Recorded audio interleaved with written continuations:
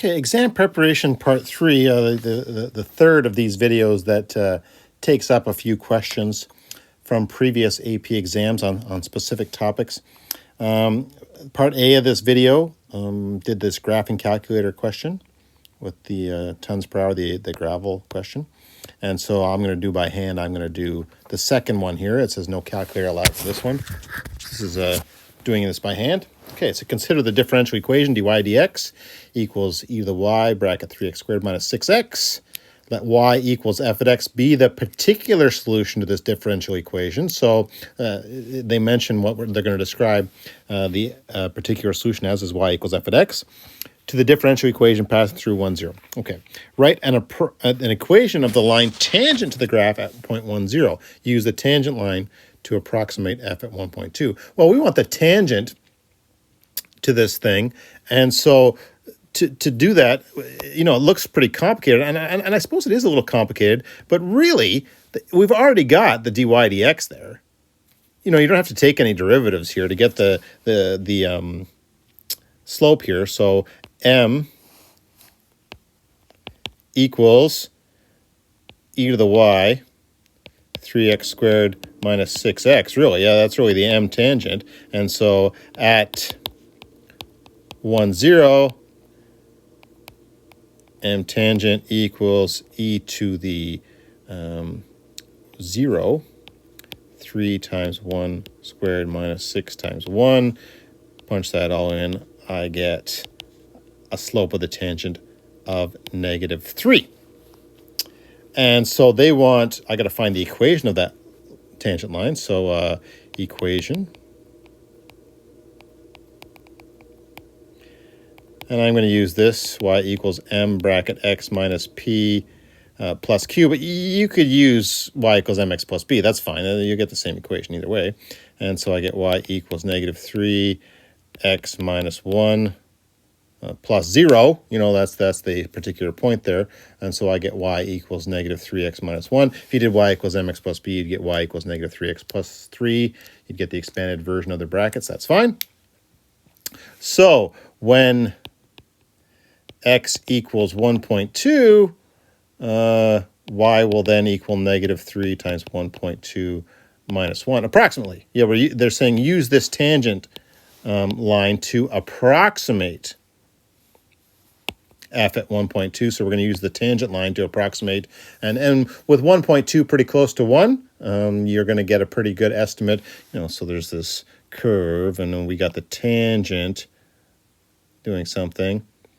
And so the tangent's going to be pretty close to the curve when you're with x values close to where the value where we found the original tangent. So what I get here is y will be approximately -0.6. Therefore, the y value is approximately -0.6 when x equals 1.2. Okay. Second part. Find the particular solution. Oh, I love these differential equation type questions. And there's sort of a checklist that's got to go through your mind when you're trying to solve differential equations. I think number 1 on the checklist is check if it's separable. That's the big solving technique in AP Calculus for these. There's a couple other techniques, but separable is the big one. And with separable, we're checking to see if this function can be broke into a part that's only y's and the part that's only x's, and this one really can. I mean, they've already really separated it for you. Well, they haven't separated it for you, but they've really put these into 2 pieces already. You don't got to do any work to separate this thing. It's already in that form. So what we're going to do, and when something is separable, what we do is we get everything to do with y onto one side, everything to do with x on the other. So when I move e to the y over, you could write 1 over e to the y if you wanted, dy. The dy is going to stay there, but the dx is going to move over here. And it's such a weird thing breaking up this dy dx, but it's perfectly legitimate. The dy is just a little piece of y, and the dx is just a little piece of x. That's what dy by dx is. This all came from slopes.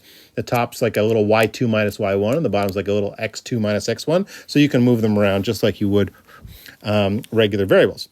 And so let me just tie this up a little bit. This is e to the -y dy. and this is 3x squared minus 6x dx. And what I'm going to do then is find the integral of both sides.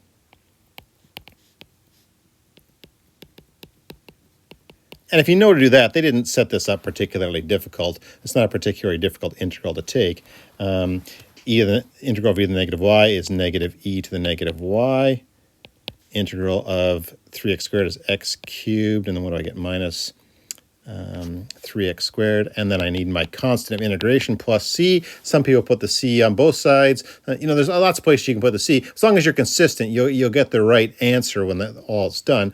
Now, you can solve for the y first before subbing in the particular point and solve for y explicitly. I usually don't. I usually find that it's easier to deal with and find that constant if I sub in right away. So when x equals 1, y equals 0. That was the information they gave me for 1, 0. And so I get over here, when I sub in 1 over here, I get negative, or sub in 0 over here, I get negative e to the negative 0 equals 1 cubed minus 3 times 1 squared plus c. This is what you're going to find when there's a non-calculator question, is that the numbers are going to be set up to come out to something pretty reasonable. You got to keep track of the positives and negatives, but you don't have to be too scared that the numbers are going to get completely out of hand.